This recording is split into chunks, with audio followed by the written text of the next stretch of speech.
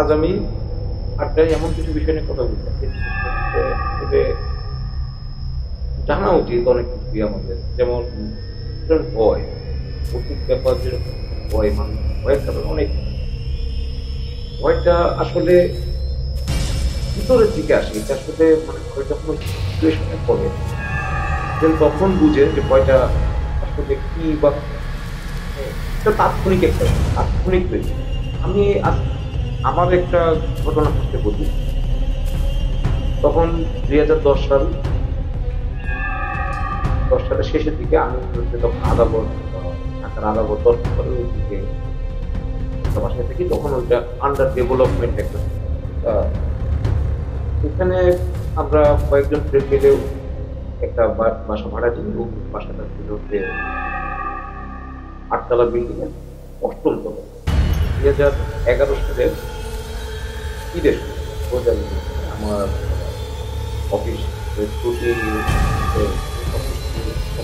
ছুটি পাই, কাটায় আমি থাকাইছি ঈদের 4th দিন এবং শুক্রবার আমার ফিরে আসতে হয়, কারণ আমার শনিবার অফিস করাই লাগবে। এই একটা হিসেবে আমার ফিরে আসা লাগে। এই বাসায় তখন কেউ নাই, সবাই, বিল্ডিংটাও তখন আন্ডার কনস্ট্রাকশন। তখন আমি রাতে খাওয়া দাওয়া করে আনুমানিক 10টার দিকে রুমে গিয়ে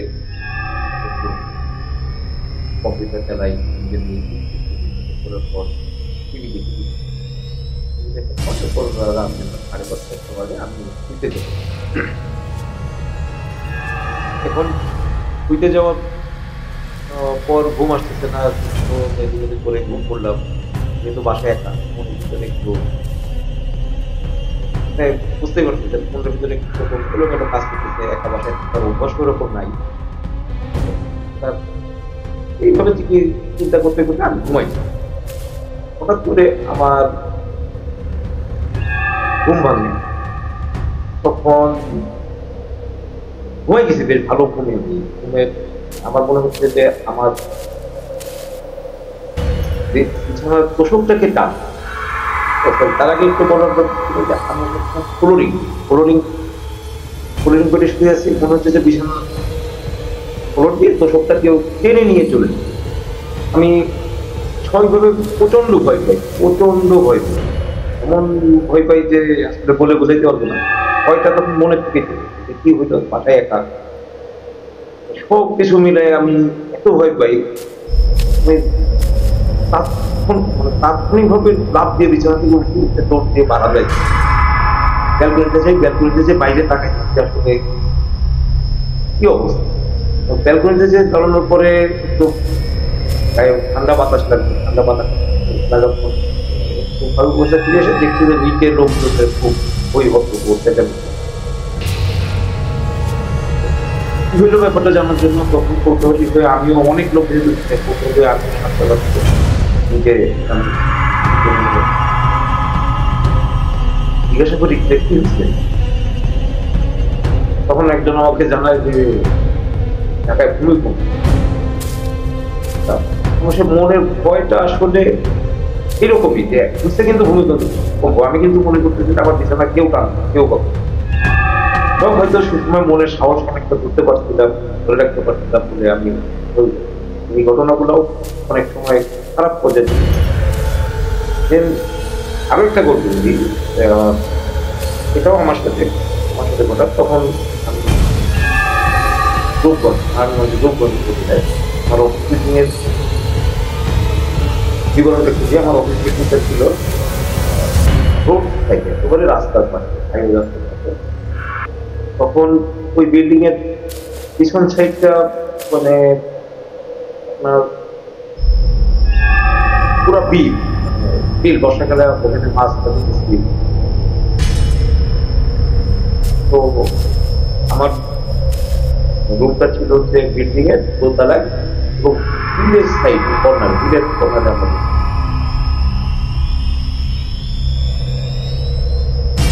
এই রুমে আমি একদিন রাতে ঘুমিয়েছি একা। তখনও ঈদের ছুটি, আমি অফিসে অফিসে কাজকর্ম থেকে নিয়ে আসছি, এসে খাওয়া দাওয়া করছি, খাওয়া দাওয়া করার পরে ল্যাপটপ চালাইছি, চালানোর পরে এরপরে ঘুমানোর পরে ঘুমাইতে কেবল শুয়েছি, তখন রাত প্রায় 1টা 2টা বেজে গেছে। জানলাটা দুই পাশে হচ্ছে গিল, ওই পাশে হচ্ছে রুমের জানলাটা খোলা, হালকা খোলা থেকে তাতে বাতাস আসছে। তা আমি শুয়ে আছি, হঠাৎ করে ওই জানলার পাশ থেকে কিরকম শব্দ পাচ্ছি, এরকম একটা।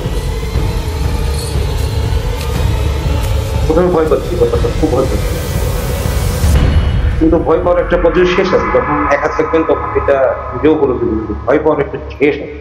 একটা পথে মনে অনেক সাহস নিয়ে আমি জানলাটার পর্দাটা আস্তে করে সরাইলাম, কিচ্ছু নাই, বাইরে শুয়ে কিচ্ছু নাই। যাই আমি আবারও শুইলাম, 5-10 মিনিট পরে আবারও সেম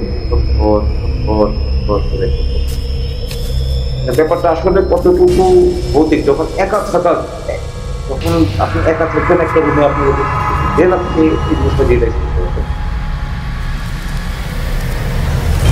যখন লাস্ট পর্যন্ত আবারও হাউস করে উঠে গেলাম, জানাতে গেলাম, জানাতে আবারও তখন আমি ডিসিশন নিলাম যে আসলে জিনিসটা কি না দেখলে আসলে ভয় পাবো। আমি জানলার পাশে চুপচাপ দাঁড়াই দেখি যে আবার কখন শব্দ। আমি 5 মিনিট 10 মিনিট যাই, শব্দ হয় না। এরপরে কিছুক্ষণ পরে আবার শব্দ, আমি কিন্তু জানলাম। এবার আমি আস্তে করে জানলার পর্দা দেখি যে 2টা শেয়াল ওইখানে এসে পলিথিন খাবার জিনিসপত্র মারা যায়। ছোট ব্যাপারটা ছিল আমাদের ওইখানে রান্না করতে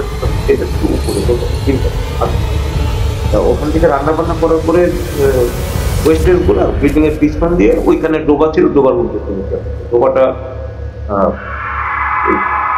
বর্ষার সময় 3-4 মাস ভরা থাকতো, আমাদের সবসময় শুকনো থাকতো, এই জন্য ওখানে ময়লাটা ফেলে ওইখানে ওই শেয়াল 2টা এসে এই ময়লাগুলো টাকা। এটাও কিন্তু ভয় যে আমি যদি চেক না করতাম হয়তো আমি আরো ভয় পেতাম। তো এই 2টা ঘটনা বললাম, এইখানে তো আমি এখানে ভয়ের কোনো কিছু ঘটনা নাই, কিন্তু আমি ভয় পাই। এবার আমি একটা ঘটনা বলি, এটা আমার খুব পরিচিত এক মানুষের সাথে বলি, অনেক ছোট তখন আমার বাড়ি অত্যন্ত গ্রাম, তখন সেখানে বিদ্যুৎ নাই, কিছুই নাই, মানে রাত সন্ধ্যা 7টা মানে হচ্ছে যে একেবারে শুনশান সবকিছু, সবাই খেয়ে দেয় 8টার মধ্যে, সবাই ভোর অন্ধকার থেকে উঠে পড়ে, এরকম একটা জায়গা। এটাও অনেক আগে 90s এর ঘটনা, 1990-93 সালে। আমার মামার বাড়ির ঠিক পাশে এক বাড়িতে ভাই থাকতেন। আমার সম্পর্কে আসলে মামা থাকতেন, উনি একটু বয়স্ক ছিলেন। উনি গ্রামের মানুষ, প্রতিনিয়ত ওনার নিজের কাজ, প্রতিনিয়ত যে কাজ কাজ করতেছেন, এরকম এক হাটবার, মেবি মঙ্গলবার হাটবার ছিল।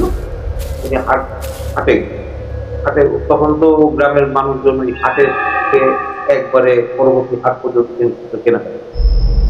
তো উনি বরাবরের মতো ওই দিনও হাটে গেছেন। হাটে যে ওনার প্রয়োজনীয় নিত্য প্রয়োজনীয় জিনিসপত্র সব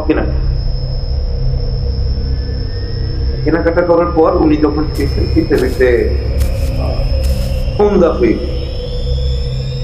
ওই টাইমে উনি সন্ধ্যার পরে হাঁটতে রওনা দিচ্ছেন। হাঁটতে প্রায় 8-6 মাইল পর ছুটে আসা লাগে।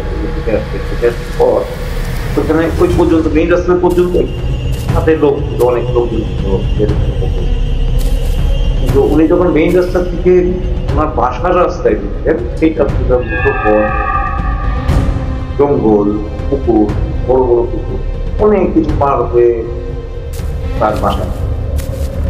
ওনার তো আসলে উনি গ্রামের মানুষ, ওনার এখানে জনতার অভ্যাস ছিল, ওনার মনের ভিতরে কোনো ভয়ও ছিল না। উনি সবার কাছ থেকে বিদায় নেন, উনি সেই মাটির রাস্তা পাশের উদ্দেশ্যে মাটির রাস্তা করার পর উনি হাঁটতেছেন কিছুক্ষণ পর ওনার কেন জানি মনে হলো ওনার পায়ে একটা ঢিল বলতে যে মাটির আবলা টাইপের উনি প্রথমে উনি হাঁটতেছেন, আবারও একটা এবার উনি পিছন দিকে ফিরবেন, খেতেলেন খেয়ে কম নাই।